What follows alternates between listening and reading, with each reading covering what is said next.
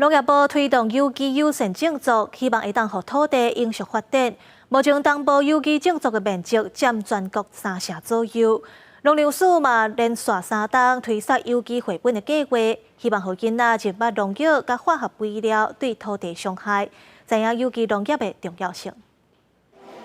做田人也正规划农产面对困难试各种方法，就是希望会当让这片土地永续发展，甲万物共存。这本绘本作品《田的天顶有鸟飞过》，有机的初心是作者肖顺文甲艺术家黄海地共同创作。 由农粮署东区分署甲花莲县公治岛文化艺术基金会做伙合作出版。作者也分享，这是以有机农业的概念落去写的故事，希望让囡仔了解做田人是安怎选择用有机的方式种植。希望大家透过绘本，做伙甲有机的观念传予后一代。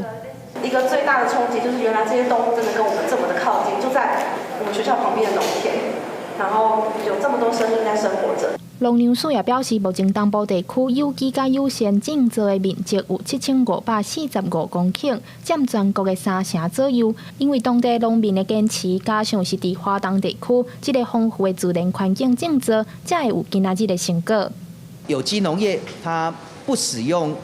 化学肥料，不使用农药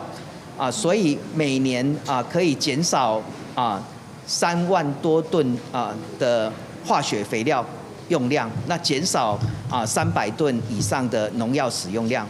农粮署强调，有机农业对土地友善也各有环境的重要性。另外，农粮署也表示讲，这本充满农业甲永续观念的囡仔册，后续会送到宜兰、花莲、台东各地区，总共267间国校啊。希望让囡仔对册开始认捌生活当中的有机农业，和爱护土地的心，加友善环境的观念对教育做起。记者张家琪、谢桂玲台北报道。